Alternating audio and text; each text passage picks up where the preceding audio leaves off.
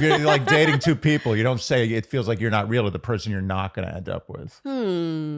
I wouldn't do that. That's a psycho move. Dear Shandy.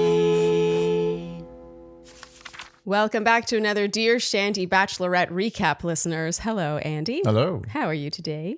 What? My mojo was taken from me. Oh, your hair. Yeah. Andy got a haircut. I don't know why they have to take off so much all the time. You're the one, okay, oh my God. You're the one that doesn't specify, please not too short. Yeah, but what about my face says I want it unbelievably short? What am I telling them? I don't know. When you get a haircut like I predict some Shandies will be like, oh, I like your haircut, Andy. You look slick. Yeah. I can picture it happening. But Andy does this thing where every time he gets a haircut, he's upset at how short it is. I'm like, well, did you say you don't want it too short? And then he's like, no. I don't know what you expect. That's what they do. No. They cut hair. They're not psychic, though. I'm sorry. But what makes them think that I want to go from long hair to short hair every time? Well, I think there are a lot of people who just let their hair get really long and then they just don't want to get their haircut for a few months. Like they just want to go once in a while. So yeah, they want it. It's not in their best interest to do that. Their best interest is to give me barely any haircut. Therefore, I have to come back sooner. Maybe they want you to feel like you got your money's worth. You know what I think it is? I think I'm a short hair person.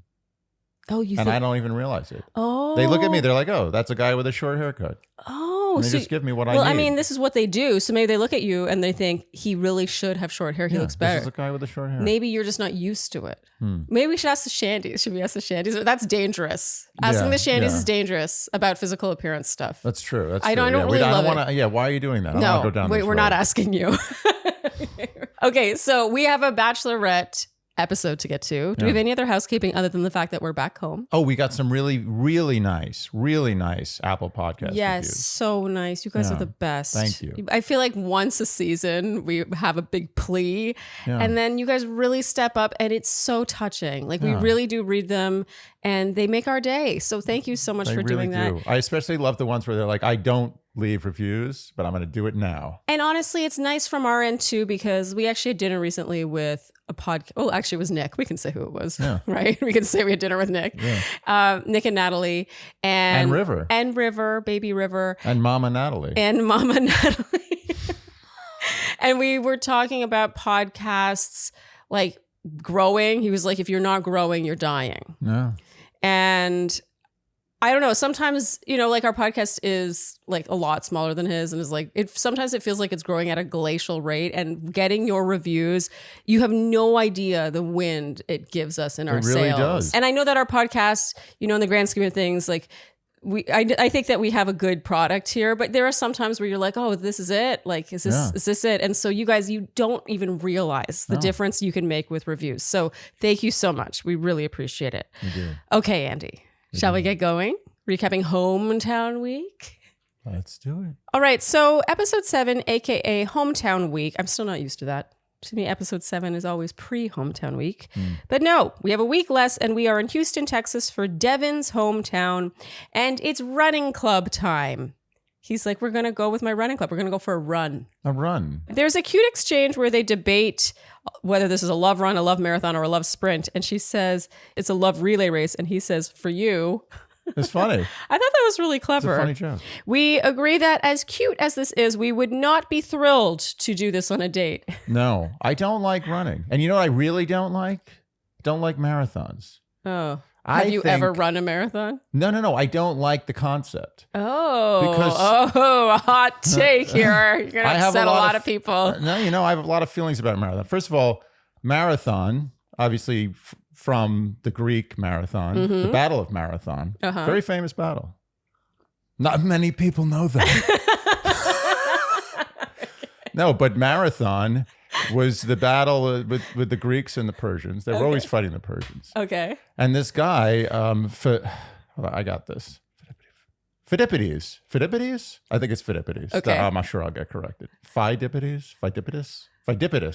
Anyway, he saw that the Greeks were beating the crap out of the Persians. Okay. But then he saw some Persian ships going to Athens, and he thought, oh, they're going to go try to take Athens and make believe they beat the Greeks, and they'll fool them. So he ran from Marathon to Athens, and God, this is legend. I mean, maybe it happened. I don't know. It probably happened. No, it probably didn't happen. Who cares?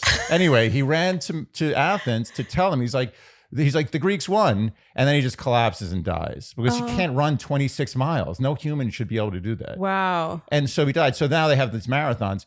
And first of all, So now they have these marathons. Yeah, now marathon has to be filled in all the blanks there. No, I mean look, a lot of time passed, this is true, but marathon, this town is suddenly now a word, which is interesting. Otherwise no one would ever think about marathon ever again. Oh. And now it's a famous town because of this marathon. But first of all, the real marathon runners, this is the most incredible thing in the world. Yeah. They run the whole 26 miles. The best in the world, we're talking like the best marathoners in the world, run at 5 minutes a mile. Do you have any idea of the whole race at 5 minutes a mile? Maybe like 5:05. I feel like throwing up just thinking about that. It's unbelievable. Most people, and when I say most people, I'm not talking about people who like can't get out of bed. I'm talking about like normal people who go to work in the morning, like in an office. They can't run 200 meters at that pace. Okay. So yeah, this is all very impressive, but what's the point? Wait, why'd you say? My point is, the running of a marathon must be reserved for people who are very serious runners. Oh. And when you come to me and say, "Oh, come watch me run my marathon," I say no.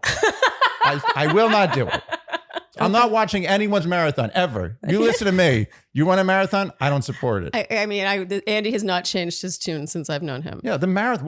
Why are people running this race? What is it? No, they usually do it for, isn't like they're raising money. If they're raising money, that's different. Fine. Yeah. If you're raising money, it's fine. If you're raising money, it's always fine. But I feel like in that case, you'd rather just give them the money and not go. Yeah, maybe you should just give them the money. I don't have to watch. I think that you've never had someone really close to you run. Like I think if I have had people close to me run, and I have not gone, and they have asked me to go watch. I will not support it. What if I suddenly got into running, which I'm not, by the way. I know that's shocking.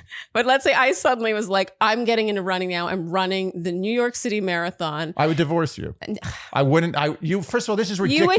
You would come with that's Ruby. Like asking me and you would cheer me on from the sidelines. Okay. Get off your high horse. This is like saying, what if I became a serial killer? Would you report me? No, this is impossible. This is not in your DNA. You're not going to ever run a marathon. You won't even jog around a track once. This is not what you do.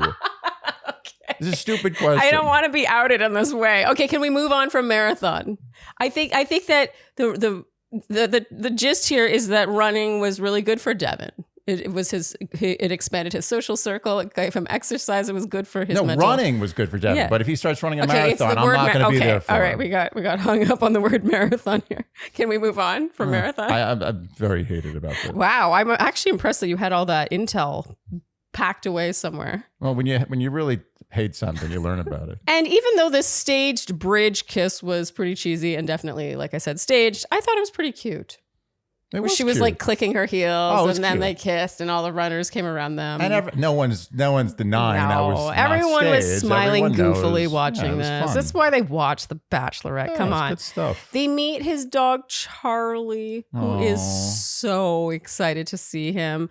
And we were both grinning through that. I mean, we're dog people now. I see dogs differently now. I see dog people differently now. I see dog people If you have a dog, like I automatically like you more. You're better. Even if you suck in every other way, you're a good sucking person. Yeah, I like smile at fellow dog owners on the street. I don't smile at strangers normally. I talk to people that I would never, ever talk to in my life. Yes. And I'm having full conversations with them. Yeah. And the best part is you don't have to say goodbye. I've said this before. I love the no goodbye. Just like, okay.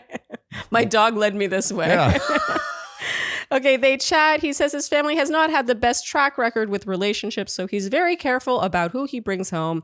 And he says a few Jenn and I's relationship. He's a real offender. He is. Yeah. And two ships in the night. Yeah. Were we and the Jenn and I's. We really missed it. Should we bring back Jenn and I's at some point? Because it was really a letdown to have so many Jenn and I's go by and not in the right week. Okay, so now it's the evening. We meet Devin's mother, Jennifer, his dad, Timo, his grandfather, Gary, his grandma, Phyllis, brother, Pierce, and stepdad, Todd. He says he's going to have to lean on her that night. And she says he can always lean on her. I thought this was beautiful and really spoke to, I think, what Jenn wants to be for someone, what she wants in someone, and also what she wants to be for someone. And I feel like you could see that happening with Marcus, especially in this episode and last episode, where she's like, I want to be a support for you. Like, I want to be there for you. And he's just not really letting her be that for him. Yeah. I just felt like Jenn definitely would have clocked this and it would have meant something to her. Yeah. His family seems very harmonious. And I don't know, something about this was funny because Devin had gone on and on about like everyone came together for this. And there's been a lot of emphasis on the bad relationship history and modeling for him growing up. And then they enter and they're all like, hi. And they're all like sitting together. It just was a reminder of how people can fake it. A family can fake, like I believe him is what I'm saying. And everyone can come together and like put on their grown-up hats and just do what they need to do. Oh. It was just sort of like nice. It's like, yes, we're all adults. It was a good adult affair. Yeah. I feel like people should almost do that more often. Agreed. Devin chats with his dad. They talk about the family relationship history yet again. Devin stresses he wants this to be different and he doesn't want to be wrong about this. Now, Jenn chats with his mom, and the gist here is that his mom didn't always model, like it took her a while to get to her love story, basically. I really loved that she could so honestly express that she did not model the best relationships for her son. Yeah. I just think that takes so much self-awareness. You know, like for her to be able to say that, I don't know. Well, that's a healthy thing in a family. Yes. A family can cause trouble for you, but if they say, I caused trouble for you, it makes everything much better. Yes, the acknowledgement of the thing. And Jenn says that she and Devin are falling for each other. She says, Devin told me he was falling for me before I did. So Devin and I have expressed to each other that we are falling for each other. Oh. He told me he was falling for me before I did. For some reason, this made us giggle. It sounds like 3-year-olds, but good 3-year-olds. No, yeah, I think that she meant it very, like, just matter-of-factly, but something about the way she said this sounded very childish. Now, Devin chats with his mom. He says he's been to places in his heart and soul with Jenn that he has never been to with anyone else. He tells his mother that he loves Jenn, and he thinks this is the first time he's in love for real. He's scared to tell her. He's scared that she's saying it to other guys. Of course, his mother says that you should tell her. That's sort of the gist. Yeah. This is now the thing that happens in every hometown. It's like trademarked. Yeah. It's like, this is the point where you say, I'm falling for you. Yeah. Well, actually, in past seasons, it's been more like I'm falling in love. Now I am in love. They got rid of the love. Now it's just falling for you. Well, it almost makes me feel like this season, they're more careful. There's something about this season that feels a little more behind. Yeah. Like, I like it, to be honest. To me, I find it realistic. I always have an issue when someone's had one date and they're like, I'm in love with you. Yeah, maybe they're not allowed to say it. They're like, you're just not allowed to say I love you. No, that's so not. No, that's you're way off base. No, okay. no. Yeah. No, they're definitely, if they want to say the L word, trust me, they're saying the L word. But I feel like this season, and maybe this is helped along by the fact that we have one less episode. One fewer episode, one less episode. Oh, that's a tough one. One less episode. I think when you say one, it's less, which is a single thing. Yeah. Yeah, that's one a tough less. Call. That's a fence call. Yeah. What was I saying though? Oh, yeah. It feels sort of behind to me. Like, especially Jeremy, of course, we'll get there. But in general, just sort of felt like for him to even say he's falling in love, there have been other seasons where all 4 people say this during Hometowns. Yeah. So I'm just saying. No, things are changing. Times they are changing. Devin tells his mother that she's his hero. That was nice. This was so That must be nice as a sweet. mother to hear that. Yeah. I mean, that's what all Isn't mothers that the want goal? to hear. Yeah. That's it. That's what you do all the work for. Yeah. Give birth, raise a kid. You just want to be called a hero. Oh. I think that's it. That's it. Once you get called a hero, you're done. You know, go jump off a cliff. I recently read a book by Jessie Klein called I'll Show Myself Out, I think. Yeah, I'll Show Myself Out. And she talks about the hero's journey being motherhood. And it's so perfectly put. And yeah, I feel like maybe the pot of gold at the end of that rainbow is being told you're a hero by the child that you created. Yes. So now Devin and Jenn kiss on the stoop of his house, and he tells her that he loves her. And she says she feels like he's not real. Wow. And she really sees a future with him. The way she looks at him here. Andy, you said, I don't need to see the other hometowns. It's him. It is. It's over. Yeah. Calling it now. Uh-huh. Yeah. She's giving tells. You know, you see some leads are very close to the best. Poker face. Throughout the whole thing, they say the things they're supposed to say. You know, they have the facial expressions they're supposed to have. Jenn sometimes gives tells. Yes. This is a tell. You feel like you're not real. Yeah. That's a tell. Yeah. It's over. You don't say that to someone You don't say that to a second place person. Yeah. You're like dating two people. You don't say it feels like you're not real to the person you're not going to end up with. I wouldn't do that. That's a psycho move. Sundays makes your doggy clap, so feed him this instead of crap.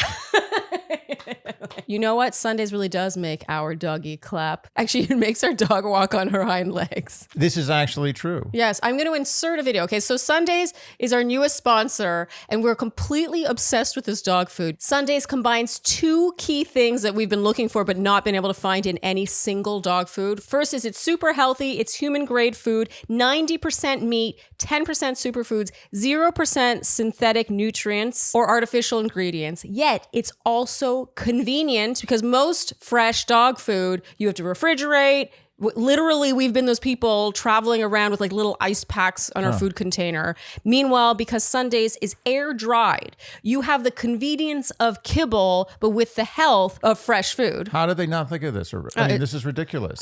This is an absolute game changer. Literally, yesterday we were walking in the park and I said to Andy, I was like, I wish we thought of Sundays. She did say that. And then she started thinking of all these dog brand ideas. And I was like, all right, take it easy. No, I'm so jealous that we didn't think of Sundays because I think it's so brilliant. But to be honest, we don't really have the qualifications because Sundays was co-founded by an actual real life practicing veterinarian. Look at Ruby. I'm inserting it right here. She's literally walking on her hind legs. She doesn't normally do this. Never done this before. No. It's like a circus animal. She was like, I want that. I love that. She's obsessed with Sundays. I've never seen her go for anything like that. Any kind of snack, even snacks, which are basically fast food. Yeah. That's what she should really jump for. She loves Sundays. It has integrated perfectly into her lifestyle. But sometimes a dog might have a hard time adjusting to a new food.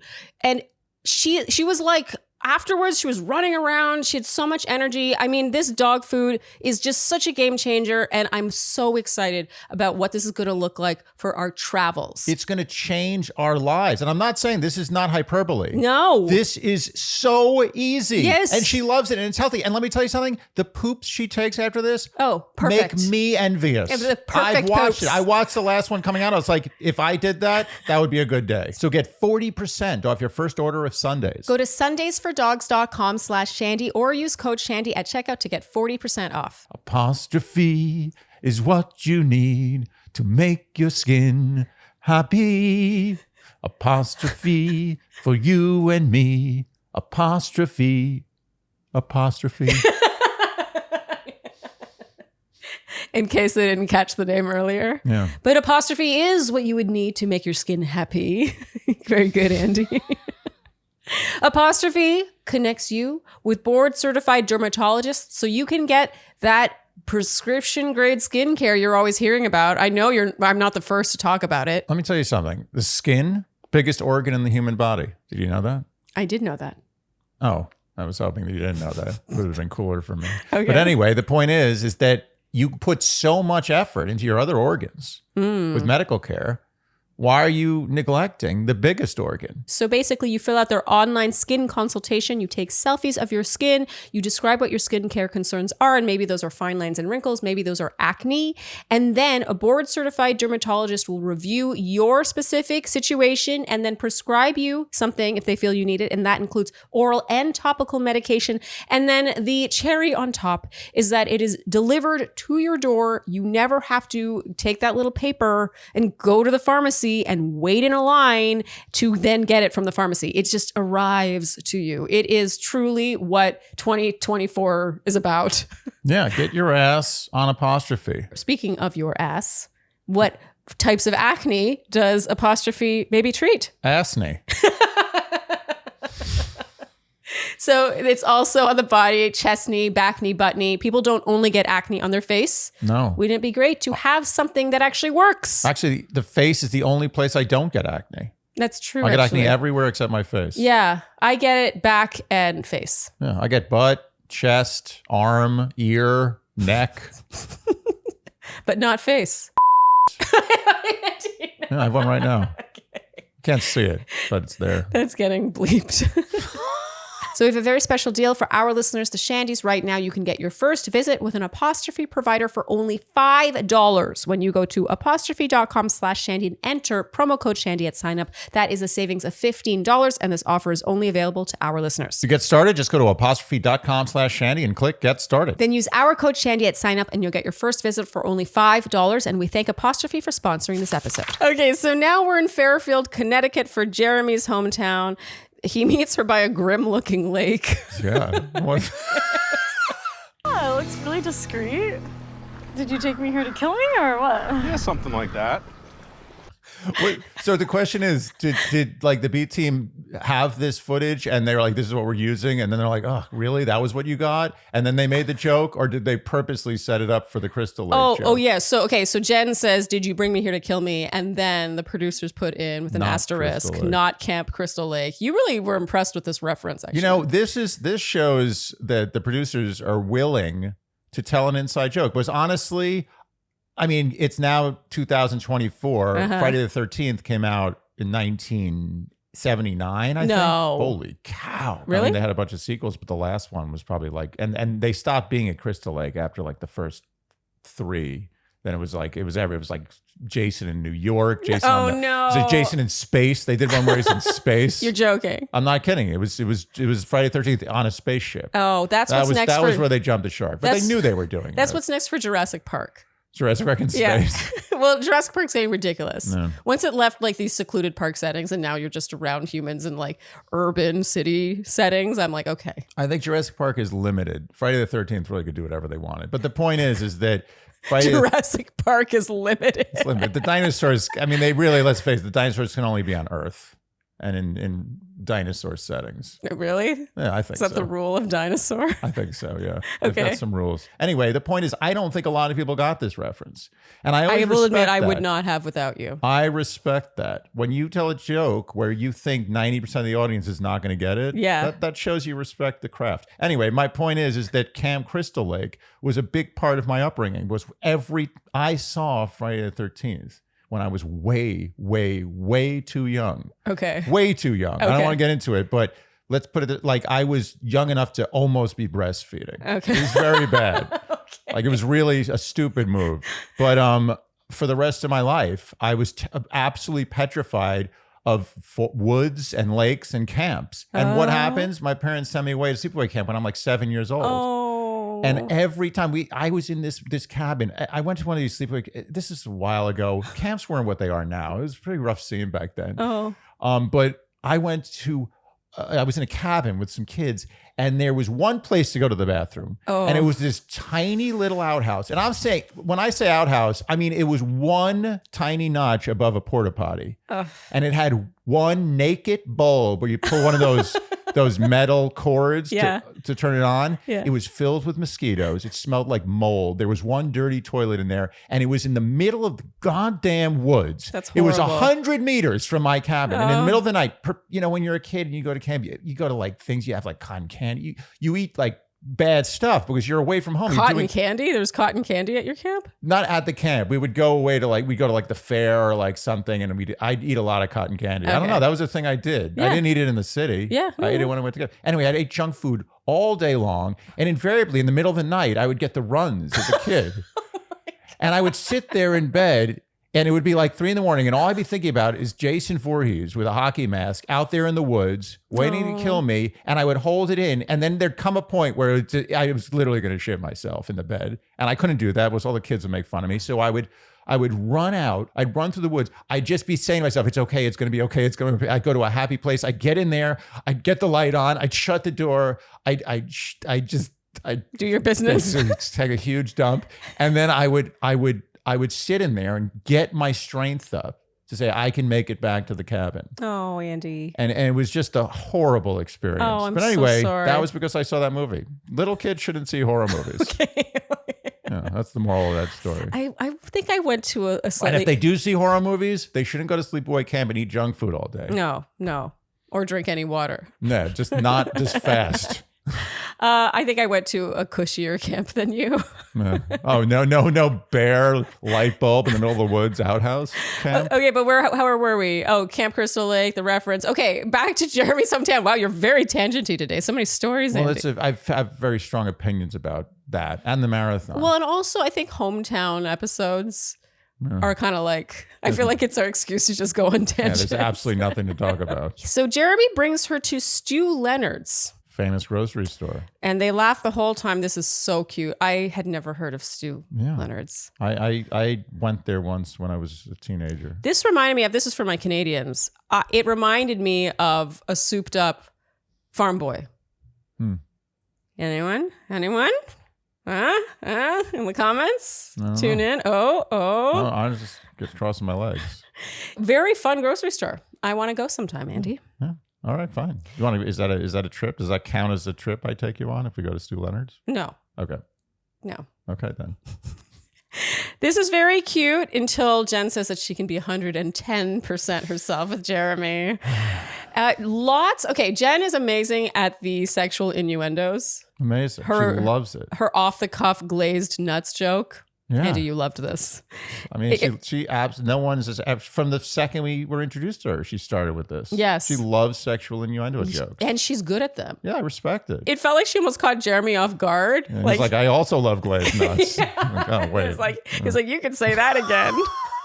They play cashier and bag boy, make a very solid looking lobster roll and bump into his aunt. And we actually did feel this was a coincidence. I think this actually just happened. And then they go and meet his family, his mother, Karen, her husband, Michael, his older sister, Lindsay, her fiance, Alex, and younger sister, Emily. And Andy, here you said that Jeremy looks a little like a Jewish Nick Viall. Yeah, right? Yeah. Gives me some Nick vibes. I feel like a lot of Bachelor guys, though, like over the years, it's like, oh, he's like a Nick Viall. Oh, really? Yeah. Like Nick is like, he's in a way like a sort of stereotype. I'll tell you something. Nick is the only Bachelor contestant that I know of that has been on The Simpsons. And Family Guy? And Family Guy. I think you're right. Am That's I? pretty badass. That is badass. I'm not sure he was on Family Guy, but if he was on Family Guy and The Simpsons. Are you sure he was on The Simpsons and not Family Guy? Oh, wait, maybe it was Family Guy. I just know that. No, it was Simpsons. No, it was he told me Family Guy because I Simpsons. remember I was like, you met Seth MacFarlane? Like that was like a big deal to me. Okay, either way, he was on either Family Guy or The Simpsons or both, which is amazing. Yes. Okay, so what's the point in all this? We're talking about Nick a lot in this episode. He's big in the franchise. He's big in the franchise. Okay, they recount for his family Jeremy's limo exit, which was the sports car. Usually people are compensating, but I have a really big dick. And his mother. I think he said penis. But either way, penis is funnier. Penis is funnier. I think he did say penis. But this is, I just want to say, this is hilarious. Oh, wait. Okay. So we want to talk about, we were actually last night at dinner, we were talking about how we were going to talk about this in the recap now, because we thought this joke was hysterical. Yeah. In fact, we both had it in our limo exit win. I had him tied with, I'm embarrassed to say, Thomas Wynn. Oh, dear. Oh, dear. I mean, that's before we knew. But we both had Jeremy in our top spot. We thought this was so funny. And we got some hate in the comments. Like, oh, really? That juvenile penis joke? No, it's exactly not a juvenile penis joke. Yes. What he did was he turned that whole trope of saying, I've got a really big personality, which, by the way, is Jenn did. as bad a joke as you can tell. So bad. There's nothing less funny. It's more funny to not say anything. Yes. It's so unfunny that when Jenn said that when she was first announced Bachelorette, it made me see her differently. Oh, yeah. And we talked for like 15 minutes about how poorly executed and what bad joke it was in the first place. When she said, I'm looking for a guy with a really big personality. So the joke that Jeremy made, which is funny, is the whole point of a joke is you say something that's unexpected. Yes. That comes out of left field. And then you're like, aha, I didn't expect that. Yeah. That's what basically all humor is, I guess. Yeah. But he's basically turning a joke that's trying to turn something on its head. Yes. He's doing a double reverse fake out. Yes. Which is funny as hell. And hard to execute, actually. You need to have Deadpan. such a deadpan You face. can't imagine. Okay, ready? Watch. Yeah. I've got a really, really big penis. Doesn't work. Didn't work, right? No, you're right. It needs to be pan-faced. You can't laugh at all. You can't even laugh. Like, you have to wait a full 10 seconds before you chuckle. The joke there, the thing that we're laughing at is not the penis joke. No. It's the inverted joke. It's the joke. You're making a joke. You're making fun of the joke that's not funny. Yes. Bravo, Jeremy. Yes. Bravo. I mean, and also his mother's reaction to this. Oh, yeah. Is so good. It's great. Yeah. Okay. Anyway, well, we've really come around with Jeremy. Yeah. And actually, the thing that I didn't like about Jeremy was that smile and then frown that he did towards Devin. But then we saw later in this episode, I think that's their dynamic. I think they're friends. I think we misread it. We misread it. Yeah, shame on us. And I think it was edited to make it seem malicious. But I actually think that they're the kind of friends that just rib each other constantly. Yeah. Yeah. Okay. Jeremy for president. So Jeremy's mother, Karen, in her ITM says that when Jenn was announced as Bachelorette and had described her ideal partner, Karen thought to herself, that is not Jeremy. So Jenn with Emily now, Jeremy's sister, cue the ominous music. Jenn says they have the best laughs together, but she says she feels Jeremy is holding back a bit. And Emily says she doesn't think Jeremy would be ready to get engaged in this timeline. Dun, dun, dun. I mean, can anyone blame him? I think Jeremy, honestly, I think Jeremy to begin with is not the kind of guy that is going to allow himself to get pressured to propose to someone at the end of something like this, even if he's 99.99999% sure, because I think he's the kind of person who would focus on the fact that he wasn't 100%. Yeah. So there's that to begin with. I don't think it's his personality type. But also the guy just had his first and only one-on-one last week. His personality type would have needed at least 2 one-on-ones, and he would have needed to get like the first one-on-one. He got started too late. Yes. In this environment. Like he just didn't have enough encouragement. No, like I who agree. could blame him? And I think his family kind of sunk him a little bit. Like I honestly think in the end, Jenn was like, John or Jeremy is going home. Jonathon. Jonathon. Jonathon. We thought Jonathon would be going home. Yeah, But we'll get there. And she's like, you know what? If I'm going to send someone home, I'm going to send the person home whose family basically was like, this isn't happening. And Jeremy now with his mother, he says he's happy, he's comfortable with Jenn. And then his mother, this is funny. His mother starts coming at him about what a big commitment this is. It's serious. Like Jenn is still dating 3 other guys. And Jeremy's like, well, she likes me the most. What do you think this was? I don't actually think Jeremy thinks Jenn liked him the most. I think Jeremy's just playing the part. I think Jeremy was getting his mother off his back. Yeah. That's how it felt to me. I agree with you. He was just like... Yeah, he's like, stop. Don't go down this road. Don't do this. Not here. Not with the cameras. I found his mother a little, like, overbearing. Yeah. I feel bad saying... Welcome.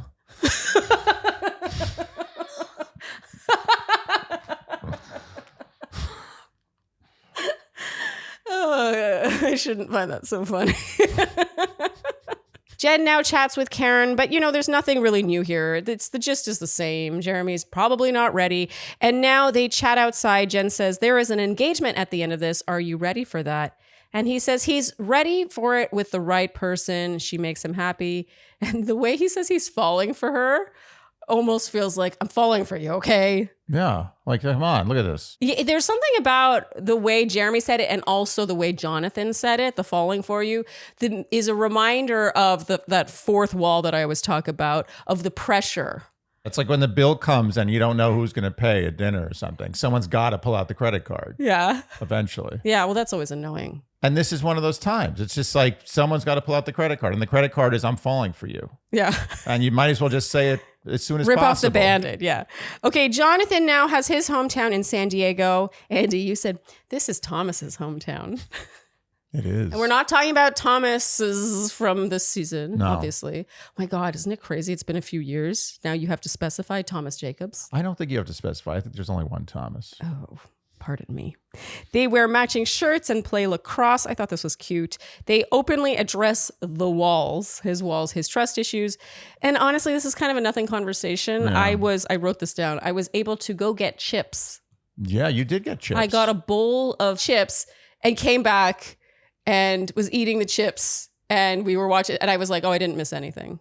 No, nothing. You just had to look an eye out for the word watch. There was nothing. You could have probably had a 3-course meal while you were over there. These two, I gotta say, I just don't buy Nothing. it. I There's don't buy it nothing at there. all. Nothing. They meet his family, his mom, Lisa, his dad, Mitch, his brother, Zach, wife, Emily, and sister, Christy. Sorry, the brother's wife, Emily, who actually plays a very big part in this hometown, I gotta say. Yeah. Usually the in-law is not such a prominent character. She really inserted herself. She really did. The main gist here was that Zach and Emily met on Tinder and their relationship progressed very quickly. So they get it.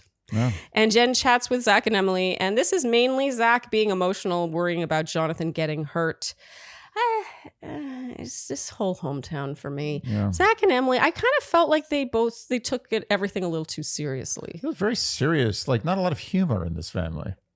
Yeah. Yeah, a lot of very Considering, serious I'm time. only saying this considering Jonathon's butt was technically out on night one. I feel like I was a little misled as to Jonathon's overall sense of humor. I think so. Yeah, it was a very like not a lot of levity. Yes, but I that's agree. nothing against No. that. It just wasn't fun to watch. No, it really wasn't. Jenn with Lisa now. So yeah, his mother, Lisa. Jenn says they've built great groundwork, but he's holding back. And Jonathon with his mom now. He basically says that he can't dive in unless Lisa, his mother, sees this for the long term. And his mother, I will say, I really like Jonathon's mother. Yeah. Like I think was my favorite parent. Yeah. I always pick a favorite every season. You do have that's your favorite parent? Yeah, I always pick a favorite parent. And for me, it was Jonathon's mother. I just really liked her. I thought she seemed down to earth and like no BS. Mm-hmm. And she said she really liked Jenn. And you got the impression she did not say this lightly. Yeah. And not once, she says, did Jenn bring up looks. Yeah, I like that. Yeah. I like that Jenn didn't bring up looks. And I also like that his mother noticed that she didn't bring up looks. And I also like the sort of subtle commentary that her son is unbelievably good looking. Yes. That it's an amazing feat not to bring up looks when you're talking about loving him. Yes. He is really good looking. He is good looking. Yeah, good looking guy. They Very good looking. He's like manly good looking. Yeah, he's got like, his face is not. It's not necessarily a beautiful face, but it works well together. Yes, it's the a good pieces concert. come. Yeah, I feel weird talking about someone's face so intimately. Yeah, but we don't talk about faces, but I think this is not something we do very often. I think Jonathon is strikingly handsome. He is, but I feel like there's a difference between like a pretty handsome guy and a Jonathon handsome guy. Yeah, and I prefer the Jonathon handsome guy personally. Yeah, because it just seems like I like my men. Manly. Well, maybe we're coming down to the reason why Jonathon's officially in Final 3. I mean, Jonathon, I think, is hands down. If we're going to talk conventional good looks, I think Jonathon's the best looking guy on the season. I feel kind of weird saying that. Like, I feel weird, like, judging someone's looks. It's your type. I would say your Jonathon is your type. Is he? I mean, in this season. Yeah, I guess. Yeah. Who would you go for? We haven't asked you who you go for. We haven't been doing who we would go for. Because I can't go for people. Yes, you can. I mean, I can theoretically, but it gets a little silly. Who would you go for? It wouldn't be Jonathon. Oh, who is it then? Wait, let me guess. Is it someone who's... Oh, it would be Jeremy. I mean, so obviously Jeremy. Are you kidding me? Really? Yeah, I have a type. Oh, wow. I have a type and it's not physical. Oh, you've been keeping this under wraps No, the whole I season. haven't. No, I haven't been keeping it under wraps. I just think Jeremy's the funniest one. Oh, funny. Funny. Okay. I like... Right. Is that really so shocking? Oh, I thought it was my good looks. You're so handsome. Okay, so Jonathon and Jenn sit outside. He says thank you. His family loved her. This opened his eyes to so much. He alludes to falling for her. And she's like, what was that? And he's like, okay, I'm officially falling. Isn't that same way? He's like, okay, I'm falling for you. Yeah. And she says she's falling for him too. Yeah. Is she supposed to say that? No, she doesn't say it with everyone. Oh. Now it's 3. Yeah. Okay, so that brings us now to Tacoma, Washington for Marcus's hometown. She'll be meeting his sister, Gabriella, who we met a bit of last week. And while his adoptive parents will not be there, she will be meeting Scott and Sue. They sort of stepped in. They're friends, but they stepped in as these parental figures when he was growing up. And there's tons of friends here, actually. No. Basically, he has a lot of found family. Mm-hmm. And Marcus chats with Scott here. Marcus says he feels stuck between really liking someone and loving them. He admits he's afraid. And Scott says, no one's going to analyze it more than you. Yeah, it sounds like Scott knows him. Yeah. Sounds like we might have an overthinker on our hands. And Jenn now chats with Sue, and she just says Marcus has been a really slow burn. I mean, the gist here is pretty, I think, self-explanatory, and that is that Marcus is feeling behind, falling behind, not really like meeting her there.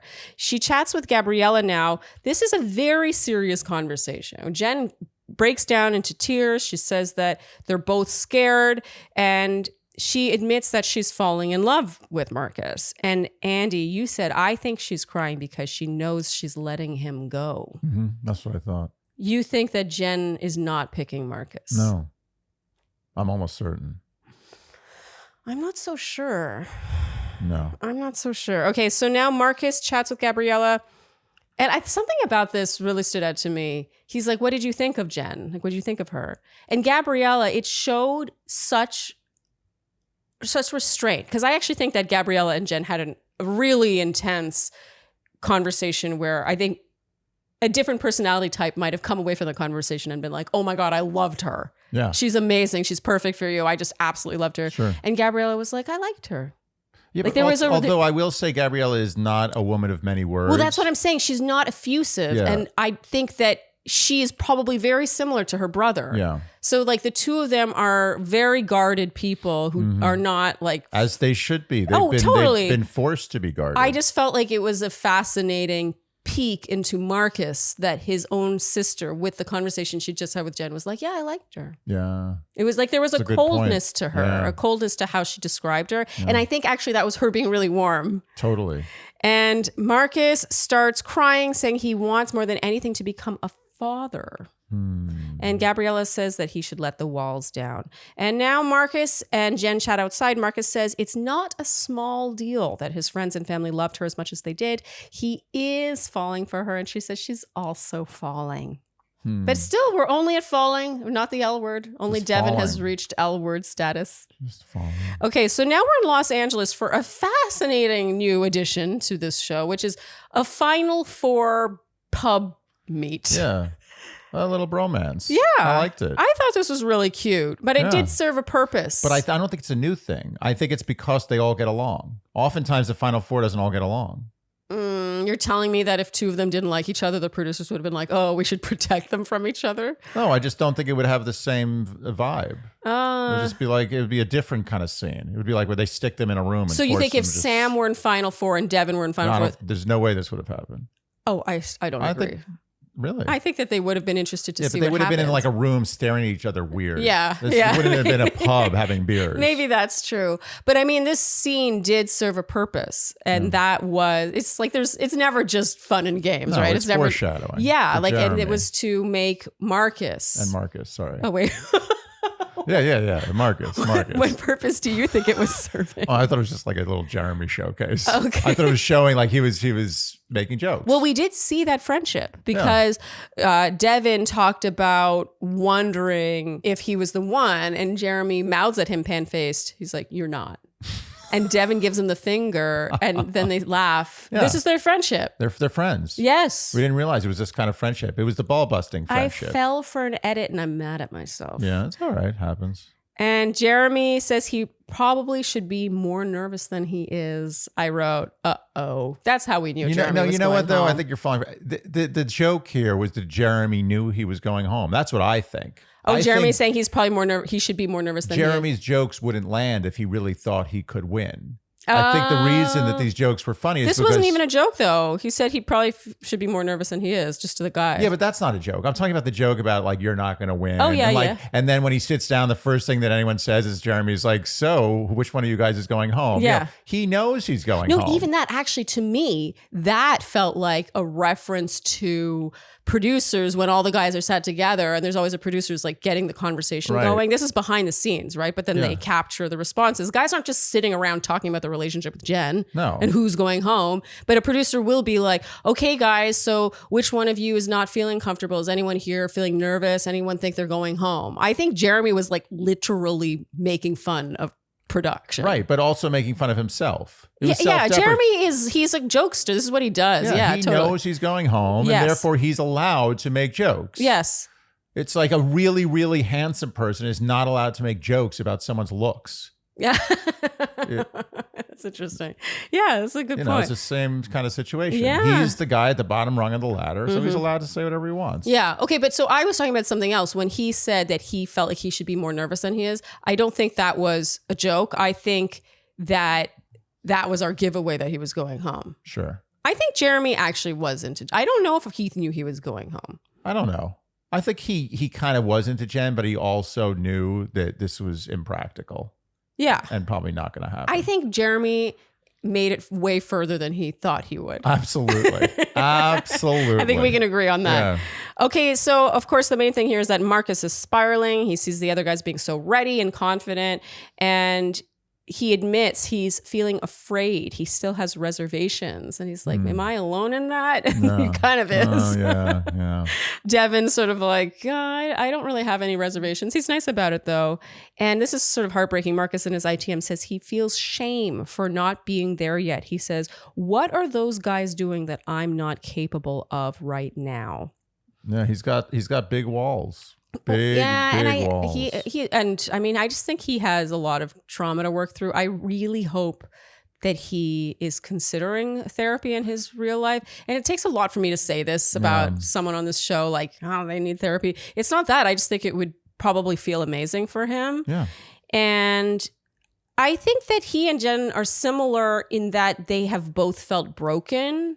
But the difference is I think Jen's done a lot of self-work to realize that she's not. And I don't know if Marcus is there yet. Yeah. And not to compare different brokenness, but Marcus's brokenness is a little more hardcore. Marcus's than brokenness Jen's. is shocking. Like it's heartbreaking. It's shocking Yeah. brokenness. Mm-hmm. And that kind of brokenness needs assistance.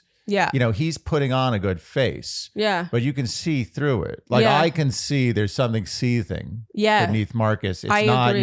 you're not seeing the real Marcus. The real Marcus, I don't know what the real Marcus is, but I don't know if Marcus knows who the real Marcus is. yeah, I don't either. I think when he says I feel shame for not being able to get, I don't think he even understands the kind of walls he has up. Like I No. don't even think he knows there's walls. Yeah. He's just so used to walls that it's not someone who's lived in a cage for their whole life isn't thinking about the walls. No. They're that's done. all they know. The walls are just like it's like they vanish. It's a fortress. Yeah, it's like looking like you get pieces of art in your apartment and you're like, oh, this is amazing. I'm going to put this here. It's so beautiful. And then like 2 years later, you don't see it anymore. Yes. It's just invisible. Yeah. You only notice when it's gone. Exactly. Yes. And you're like, what's going on? Yeah, but I agree he with doesn't this. even know the walls. Yeah, and the word seething really stands out to me because I agree. I think with Marcus, there is a simmering beneath the surface and it's hard to place. Do you know what I mean? Like, Well, I'd like to see Marcus when he's angry or Yes, upset. I'd like exactly. to see what he's like when things don't go well in a bad way. Yeah. I don't know. Yeah. Maybe he's calm and collected. I don't know, but Yeah. I feel like there's another side, and I feel like it's impossible that there's not another side. Yeah, I agree. So, Sharleen, I have to mention, Oh. your hair looks amazing. Oh, thank you, husband. I went straight today. Yeah. But I feel particularly confident in going straight when I use Pros. I use their Smooth and Vibrant shampoo, custom made for me. Also, I gotta say, so my hair right now, I think is particularly, the color is not brassy. Mm-hmm. That's because I rely on their anti-brassiness volume building conditioner, also made for me. Look, it has my name on the bottle. Pros, custom hair care, delivered to your door. I mean, what is better?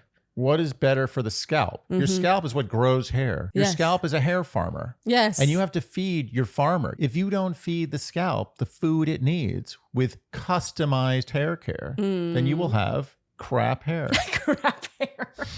So Pros, you do their free online hair consultation. And let me tell you, this thing is no joke. They ask you questions that you're like, why are they asking me this about like your zip code, for example? You're like, why does this matter? It does matter because of the climate where you live and the humidity where you live. All these things The play. water hardness. Oh, the water hardness where you live. All these things play a role in how your hair performs. And I feel so taken care of. When my delivery arrives in the mail, I'm like, oh, there it is. Wherever we goes, we take Pros. Is there a jingle to be had there? No, it's just a saying. No, let's hear it. Let's hear it. Wherever we goes, we take our pros. Wherever we goes, we pros. Sounds sort of like an Irish folk song. Most of mine do. And I have to add something that we've never mentioned before, but I think this is pretty cool. Prose is developed in Paris and bottled fresh in Brooklyn. Wow. Those are two good places. You want it developed in Paris and bottled in Brooklyn. Yeah. They combine their world-class team of in-house cosmetic chemists with an advanced AI algorithm. This is AI being put to good use that personalizes your formulas using 80 plus different factors. 80 plus. And speaking of plus, they're backed with more than 500,000 5-star reviews. Ooh. 500,000. So Prose is so confident that they'll bring out your best hair that they're offering an exclusive trial offer of a whopping 50% off your first hair care subscription order when you go to prose.com/dearshandy. So get your free consultation and your one-of-a-kind formulas. And see the difference custom hair care can make with 50% off at prose, prose.com/dearshandy. SQARESPACE. Making website building easy. Squarespace is good for me. Oh, wow. That one was really wordy. Yeah. Oh, Andy, Not too catchy. you left me out of it. Sorry. I was looking forward to one of our chorale Squarespace All right, let's do jingles. it. Let's make it up. Ready? Okay. Squarespace.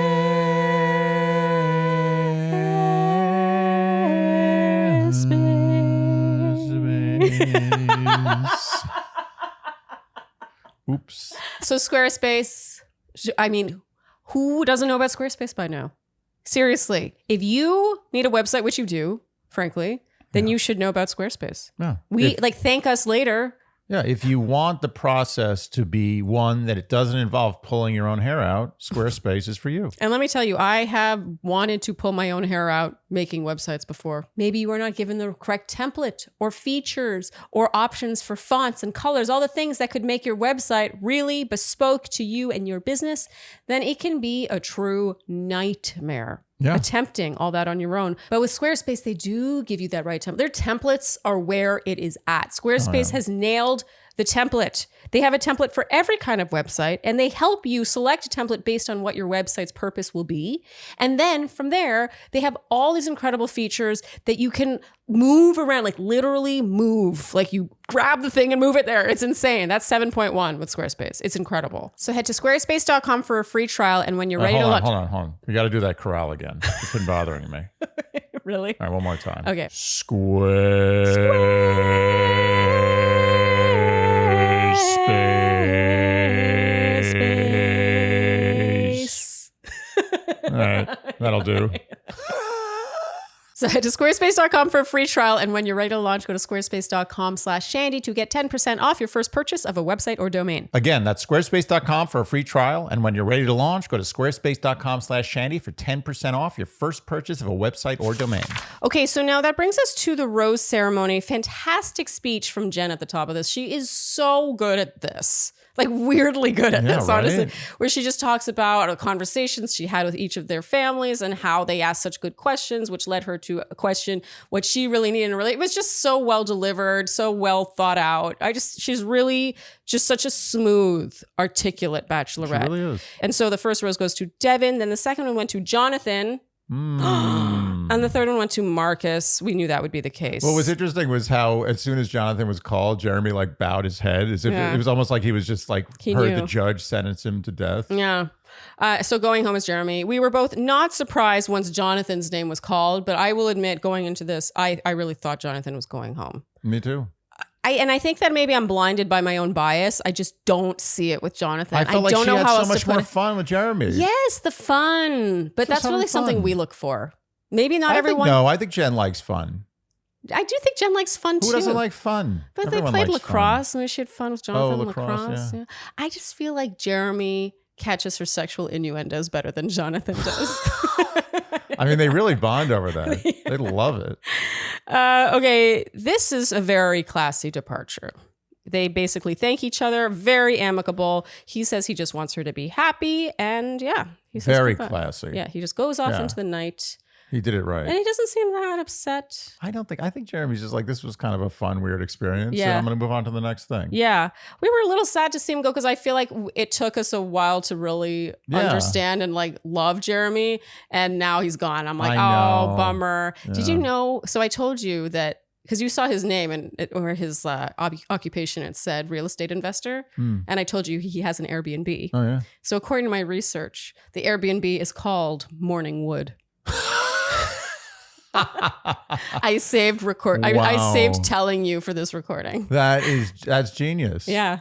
That's respect for the craft. Yeah. I mean, he's actually probably like potentially causing harm to his business by naming it that. That's true respect of humor right there. Okay, so now in the previews, we hear Devin say, what? What? That's so funny. Yeah, That's good. really funny. Yeah. That's hilarious. Yeah. Well, I read that in an article somewhere. I mean, I hope it's true. The stakes are so high. That's his business.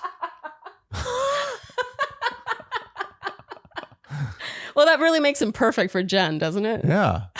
It really does. Yeah. You could eat some glazed nuts at Morning Wood. Glazed nuts. Yeah. Wow, she really goes for it. I was almost a little offended by that. Glazed nuts. It's like, what? That's kind of... Yeah, the glazed part was particularly... Yeah, glazed. Ooh, that's really... Are you NC-17. clutching your innuendo. pearls, Andy? Yeah, a little bit. Okay, so that brings us to the previews where we hear Devin say, I would call you... My wife. But it doesn't count. I'm sorry, it doesn't count because it was previews. It doesn't count. We've made it very clear. Previews don't count. It doesn't count. Okay, and that's the end of the episode. We're going to quickly, before we get to your A game, Andy, touch on Grant being announced Bachelor. Unbelievable. Because we didn't hear about that until after we recorded our recap. I know. But this is a big deal. Oh, is it? No, it's not. It's just another Bachelor. Well, I'm into it. But I like Grant. Yeah. I mean, we clearly like Grant. You had a big crush on Grant. Grant was your Thomas. Easy. Have some respect. Okay. He's a good-looking guy. Yeah. I like him. Yeah. He's no Thomas. Very dapper. I think he's smooth. Yeah. I think he's a good time. I think it's a good time. Yeah. I'm at the point where I trust the powers that be in this new generation of powers that be. And I think that there's a clear line in time when they chose to make different choices and cast in a certain way. And I've been very pleased with all of the leads recently. They've done well recently. Joey. Everybody. I wasn't into Joey being crowned, and then I loved him as Bachelor. Yeah, we were very Charity, nodding, I yeah. was like, I feel like we don't know anything about her, and then I ended up loving her. Yeah. Like, Friend of the show. Friend of the show. We've had her on. And I just trust. I feel like they know Grant better than I do, and they're like, he's going to be good at this. Yeah. My only reservation with Grant is that he's not going to create a lot of drama. Like literally, Yeah. I just think he's too level-headed and like a but it sweet, doesn't matter. nice guy. It doesn't matter. It's going to be about the No, women. I know. To be perfectly frank, I may have liked Grant more than anyone on this cast. Yet I don't know if me liking the person makes good for good Bachelor. And we just haven't seen that much of Grant. I'm actually shocked it was him only because we didn't see that much of him. Yeah. Like, I feel like I don't lot. know Grant that well. Yeah. We just know he's a good guy. We know him about as well as we knew Jenn. He's a good looking guy. He's a good guy. He's a nice guy. He can be funny. Yeah. And he's sweet. And he really wants to find somebody. And he was very sad about Jenn leaving him. I don't know. That's good enough, right? Yeah, no. All right. I mean, he's going to be great. He's I'm gonna be great. not concerned. And he's very tall. He's very tall. Is that's good. Very We important. want our bachelors tall. None of those shorties. You would be a shorty on this show. You That's know why what? you're allowed to say that. I'm allowed. See? I'm allowed. Could you imagine if I was like 7 feet tall saying that? There'd be a whole Reddit thread about it. It's true. But But for the record, Andy is 5'11". yeah, and But on The Bachelor, he would be short. I will say this final four, except for Devin, I think I would be right up there. I'd be on head level, eye level with three of them. Oh, Three yeah. of the last four. Jenn's final four. Maybe the shortest final four of all time. Yeah. Devin, Which is literally still every single person is significantly above average world Yes, height. But yeah. that being said, three of the four guys in the final four are below Bachelor. They're literally below the required height of Bachelor. Okay, so Andy, that brings us to your A game. Who is your winner? I'm actually curious. I don't think I have an A game winner this week, but I do think that just by default, Devin should get it. Okay. Because he's not slipping. Yeah. He never slips. Yeah. He's the only one who I think is where Jenn is. Yeah. Like meeting her at that place. I think Jenn is so, like, I really believe her when she says she's ready. And it does feel like she's done the work, Yeah. you know, with a capital W and the self-work and the self-love and all the things. And I just don't see it with Jonathon. It feels very early stage with Jonathon. Yeah. And then with Marcus, I really can see him hurting her. Yeah, but I also think he's a good friend. Marcus. He's a confidant. I just don't feel the heat there. With Marcus. Yeah, I just feel like he could really like Jenn in the setting, love being chosen, love, you know, feeling loved, you know. It messes with you in this setting. Yeah. You know, she's the prize, but once you get into the real world, do you still see her that way? Is she still gonna have the same sheen when you're in your pajamas together and there's no cameras around? Right. And that's my fear, is that Marcus will like sabotage that in some way, and then she'll be like kind of screwed. But, and not to make it sound like musical chairs, like it could be just anyone, but I just really feel that Devin has met her at that place. Yeah, to me, it's just an energy feel. Mm-hmm. Like I feel with Devin, the energy is obvious. There's never friction. There's never discomfort. There's never awkwardness. There's never walls up anywhere. Yeah. It's always fun. He's actually shockingly vulnerable. Shockingly vulnerable. Yeah, like he's the classic, like tough, like he carries himself like a tough guy. Yeah. But he's so not. He's such a softie. He's radically honest. That's what you want. Yeah. Isn't that what you want in a man? Oh, like as when a he woman? talked about like his body image issues after that strip date, I was like it was just so refreshing to have someone be so forthcoming. And I agree. I mean, I we're fans. But I do think Jeremy, even though his game could not have been that good if he got sent home, I thought he was very classy in defeat. Oh, absolutely. Runner up. Yeah, for in sure. this But episode. it's hard to give an A game to someone who gets sent home. But I hear what you're saying. Okay, so that brings us to the fashion. I mean, I'm going to be honest. Hometown fashion is never something to write home about on this show. It's never. I think the only Bachelorette ever who had hometown fashion that I was like, ooh, maybe two would be JoJo and Charity. You know, like where it was like, ooh, that's a cute outfit. But usually it's kind of like forgettable clothes. So I'm not going to go through every single look, but I think I'm going to talk about my favorite look and my least favorite look. And then we'll talk about her rose ceremony dress. All right. So my favorite look was on Marcus's hometown. She wore a strapless baby pink knit tube top with blue jeans. Her hair was down. I mean, she looked cute. Yeah, I agree. I just thought the tube top, I was like, oh, I would wear that. I'm a tube top guy. I know you love tube tops. I love tube tops. What is it about a tube top? You know, I'm a simple guy. Okay. So is it just like the fact that shoulders are exposed? Yeah, it's just like things are exposed. I don't know. I just don't. I don't ask questions. Okay. My least favorite look, meanwhile, was actually very similar.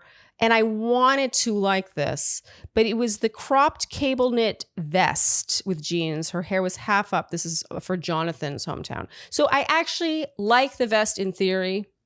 And I think the cropped nature of this vest like confused me. Like I didn't love the crop, the cut combined with the jeans.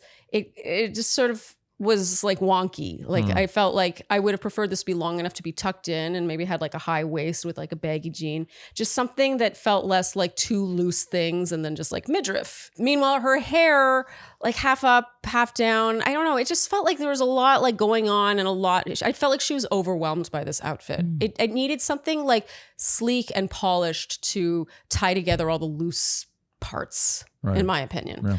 Okay, so her rose ceremony gown was a white plunge number with a white fur trim shawl. We needed another fur trim shawl in there for good measure.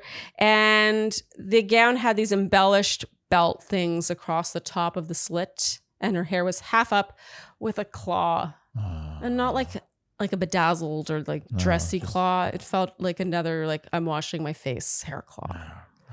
I didn't... No. Don't like that. I'm trying to figure out what it was about this that I didn't like. It's hard for me to say. I mean, I know the hair. I think the embellishments, I don't know. It kind of just... I always feel, this is what I feel. I think Jenn is a sporty girl. I agree. I think she's a casual girl. And I think anytime she dresses up, it feels like the outfit's wearing her. Yeah. It feels dress-uppy. Yeah. And I think that she probably herself is like, I don't know if I look good at it. She's probably like in wardrobe, being like, I don't know if this is my thing. Beautiful. I always want to you stress. look beautiful, Jenn. You look great. No, and she's like, okay, I have fine. to stress Jenn always looks she beautiful. Looks beautiful, but that's not that the always point. bothers me though when I do fashion. People ask me to do fashion, and then I say what I think, and then people come at me because they're like, "But she looked beautiful." I'm like, I'm not saying she doesn't look beautiful. She always looks beautiful. Yeah. There's nothing you could do to make her not look beautiful. No, she's stunning. But the point is, I think that Jenn herself, probably in wardrobe, is like, I'm not feeling this. Thing. And they're like, no, you look great. And she's like, fine. I don't think this is her thing. I don't think Jenn ever dresses like that in the real world, personally. No, I agree with that. I actually think the hometown outfits are probably like the closest to that. Right. Agreed. Yeah. But this gown, this is one of those cases where like, I think the embellished things across the slit, it kind of made this dress look cheap. I don't know. It didn't look expensive. And even though, once again, I'm sure this dress was really expensive. I think this should have been a less is more thing. The embellished detail was not necessary. The plunge was the star of this show. I feel embellishments, it's always a dangerous call. Dangerous call. Okay, so that brings us now to the Word Watch. What a big prize to give away this week. Andy, there were no. My wife. And how many correct guesses were there? 69, dude. And our winner is Sierra Bandler. Congratulations. Wow. It's a big prize. Yeah, if I could whistle, I would go. Yeah, it's a big prize. Yeah. You win a Lomi 2, by the way. You win a Lomi. Yeah, that's a $500 prize. You just won. I mean, you just won the jackpot. She literally just won a $500 appliance. Yeah. For guessing that my wife would be said 0 times in a show on TV. I love contributing to the world in this way. Yes, me too. I think I was born to do this. Yes, same. Yeah. Okay. So Sierra, please email us by this Friday at midnight to claim your phenomenal prize. Yeah. And Andy, what is the word or words for next week? Well, I got to be honest with you. I have a little bit of a case of Word Watch blue balls. Oh, I don't disagree. Yeah. 2 weeks in a row now, 0. And those were fun ones. I was really gunning for one this week, and last week was very disappointing. So I'm gonna do a redux of one of the last 2 Word Watches. Okay. I don't think it should be my wife, because we saw Devin say in the preview that. Yeah, but it could be like, in the bingo card where you get the center square automatically. You'll automatically get one. But you don't want to redo Jenn and I's? All right, maybe you're right. Okay, by popular demand in this room, the Word Watch for next week is Jenn and I's. Okay, bringing it back. Yeah, I'm excited about that. Oh, I feel lucky this time. Yes. I feel good about it. Yeah, me too. Yeah, we're going to get a lot of Devin. Devin loves it. He does. Yeah, the one chink in his armor. Okay, so if you would like to join the Shandy Word Watch fun and have a chance to win a fantastic prize, then you must guess the number of times you predict Jenn and I, '(S). Jenn and I's, possessive. That's right. Yes. Eyes. Eyes. Stay away from I's sandwich.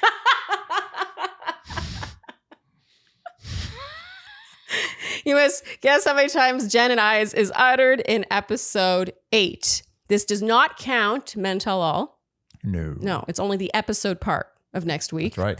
You must guess using the numeral of the number of times you think it will be said. You must do so by commenting either below this YouTube video or over on the Instagram post for this recap.